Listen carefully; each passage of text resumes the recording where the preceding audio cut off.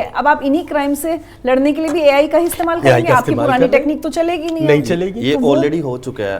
अब जितने भी LLMs वाली कंपनीज है, जैसे ओपन एआई है, उनके पास टेक्निक है कि वो पहचान सकते हैं कि ये कंटेंट एआई का जनरेटेड है कि नहीं। गूगल ने अभी रिसेंटली लॉन्च किया है, गूगल का एक टूल है, अगर गूगल के किसी भी एआई टूल के थ्रू कोई कंटेंट बना है तो वो आइडेंटिफाई कर लेता है कि वो गूगल का एआई कंटेंट है कि नहीं।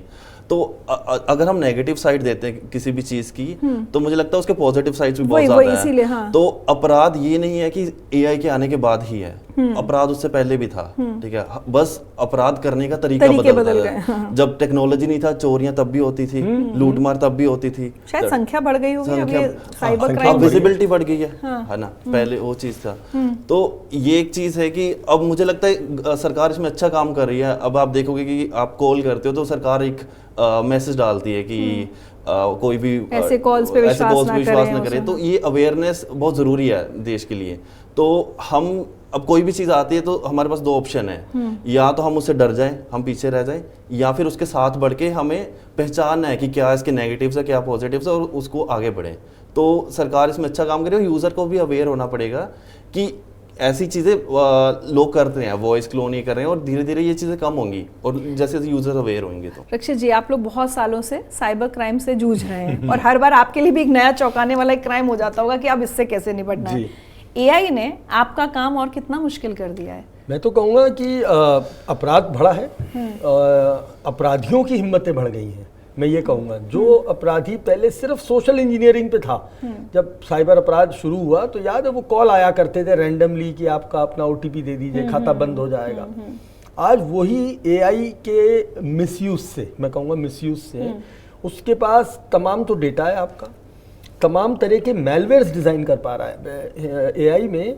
डार्क एरियाज में और क्रिमिनल एरियाज में कुछ, आपने तो चैट जीपीटी सुना है, वॉर्म जीपीटी, हम तो चैट जीपीटी और ग्रोक दो सुने बस है, तो worm GPT, dark GPT, hack GPTs बन गए हैं। जनरेटिव एआई से हैकर्स ने ऐसे टूल्स बना दिए जिसमें आपको सिर्फ प्रॉम्प्ट लिखना है कि मुझे इस तरह का वायरस चाहिए जो फ़ोन में जाते ही सारे OTP मुझे भेजना शुरू कर दे सामने वाले के। उनका मैसेज आएगा, ऋचा जी ये मेरा नया एप्लीकेशन है, ज़रूर क्लिक करिए, और उसका नाम होगा au.apk।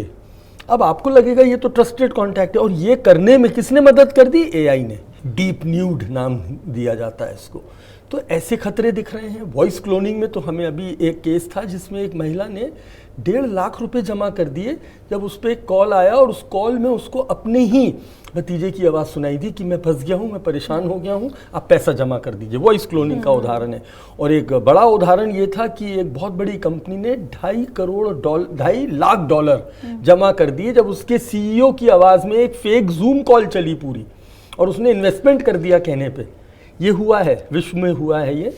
और इस तरह की जो घटनाएं, तो एआई से हैकिंग टूल्स को, फिशिंग कैंपेन्स चलाना, ये जो मैं अभी जिक्र कर रहा था रिपोर्ट का जिसमें बताया गया नकली एम्प्लॉयमेंट स्कीम्स चलाई जा रही हैं, तो ये इसके मिसयूज़ और ख़तरे हैं जिससे हाँ साइबर अपराध में बढ़ोतरी हो रही है दिन पे दिन।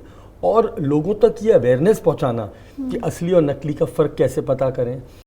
अगर आप ये वीडियो YouTube पर देख रहे हैं तो हमारे चैनल को सब्सक्राइब कर बेल आइकन दबाएं, और Facebook पर देख रहे हैं तो हमारे पेज को लाइक करें।